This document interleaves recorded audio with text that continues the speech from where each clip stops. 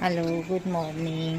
मी माझी सखी आहे. आज माझ्या मिस्टरांचा वाढदिवस आहे, त्यामुळे मी ठरवलं आज घरीच केक बनवायचं. त्यासाठी मी आज 2 प्रकारचे केक बनवणार आहे. एक मी मैद्याचं बनवणार आहे आणि एक गव्हाच्या पिठाचं. आता मी सुरुवातीला तुम्हाला फक्त मैद्याच्या पिठाचं दाखवते. आता सुरुवातीला 1 कप मी 0 नंबरचा रवा घेतलेला आहे आणि त्याच्या निम्मे म्हणजे अर्धा कप मी साखर घेते आणि अर्धा कप मी दूध घेणार आहे. आणि हे सर्व मिश्रण आहे ना, मी एकत्र करून मिक्स करून घेते आणि 10 मिनिटासाठी ठेवून देणार आहे. असं 10 मिनिटासाठी मी ठेवून देते. एक साईडला मी अर्धा कप मैदा घेते. म्हणजे 1 कप मी रवा घेतलेला होता 0 नंबरचा, आता त्याच्या निम्मे मी अर्धा कप मैदा घेते. अर्धा टीस्पून मी बेकिंग सोडा घेते. 1 टीस्पून मी बेकिंग पावडर घेते आणि तिन्ही मिश्रण मी छान असं चाळून घेते, म्हणजे हलकं होईल ते. 10 मिनिटानंतर काय करायचं, आपण 1/4 कप मी कंडेन्स मिल्क घेतलेलं आहे, ते यूज करते मी. आणि 1/4 कप मी तेल ॲड करते त्याच्यामध्ये. आणि पुन्हा हे मी मिक्स करून घेते. सर्व हे मिक्स करून घेतलेलं आहे. आता मी ह्याच्यामध्ये जो मैदा आपण चाळून घेतलेला आहे तो एकदम हलक्या हाताने मिक्स करून घ्यायचा. सर्व मैदा वगैरे मी मिक्स करून घेतलेला आहे हलक्या हाताने. आता त्याच्यामध्ये मी व्हॅनिला इसेन्स 1-2 थेंबच टाकणार आहे, मला जास्त नाही आवडत, त्यामुळे मी 1-2 थेंब टाकून पुन्हा हलक्या हाताने मिक्स करून घेते. व्हॅनिला इसेन्स टाकून झालेला आहे. आता मी हलक्या हाताने हे मिक्स करून घेते. असं सर्व मिक्स झालेलं आहे. तोपर्यंत मी गॅसवर तवा ठेवला आहे तापत आणि त्या तव्यावरती मी बारीक मीठ टाकून घेतलेलं आहे. आता ह्या मोल्डमध्ये हे मिश्रण मी ओतते.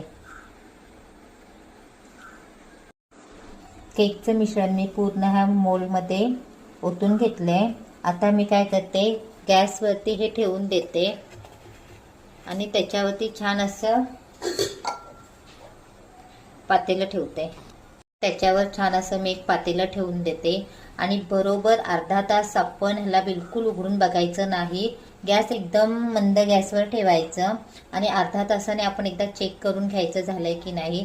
नसेल झालं तर आणखीन 5-10 मिनिटं थांबायचं. आता हा केक होईपर्यंत मी तुम्हाला गव्हाच्या पिठापासून मी जो केक बनवणार आहे, छोटासाच बनवणार आहे, तो पण लगेच मी रेडी करून घेते. आधीचं केक मी रवा आणि पूर्ण मैदा वापरलेला आहे आणि आत्ता मी जो बनवणार आहे केक, तो मी मैद्याच्या पिठाऐवजी मी गव्हाचं पीठ वापरणार आहे. फक्त काय करणार आहे, मी थोडं निम्म प्रमाण घेणार आहे, सगळ्यांचं निम्म प्रमाण. म्हणजे जे मी रवा आणि मैद्याचं केलेलं होतं ना, ते 1 कपाचं प्रमाण होतं. आता मी गहू आणि रव्याचं काय करणार आहे, अर्धा कपचं प्रमाण असं घेणार आहे आणि त्यानुसार मी आता गव्हाच्या पिठाचं पण केक बनवते. असे मी 2 केक आता रेडी करणार आहे. अर्धा कप म्हणजे अर्धा कप मी 0 नंबरचा रवा घेतलेला आहे. अर्धा कप त्याच्यात थोडंसं कमी मी म्हणजे पाव कप किंवा थोडी जास्त साखर घेतलेली आहे. आणि हे मिक्स करण्यासाठी मी अर्धा कप काय केलेलं आहे, दूध घेतलेलं आहे.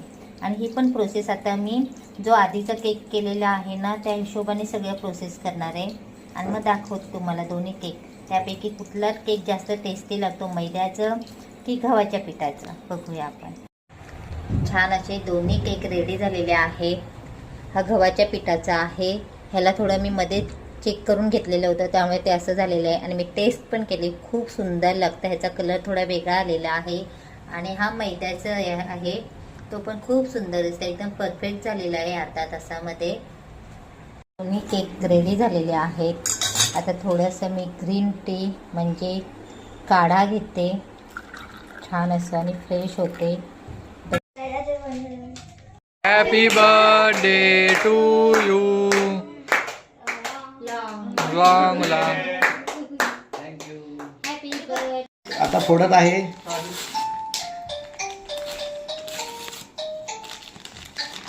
अरे बाप रे, माहेरनी चॉकलेट पण टाकायची. अरे वा वा वा, चोकोबेकची बिस्किट.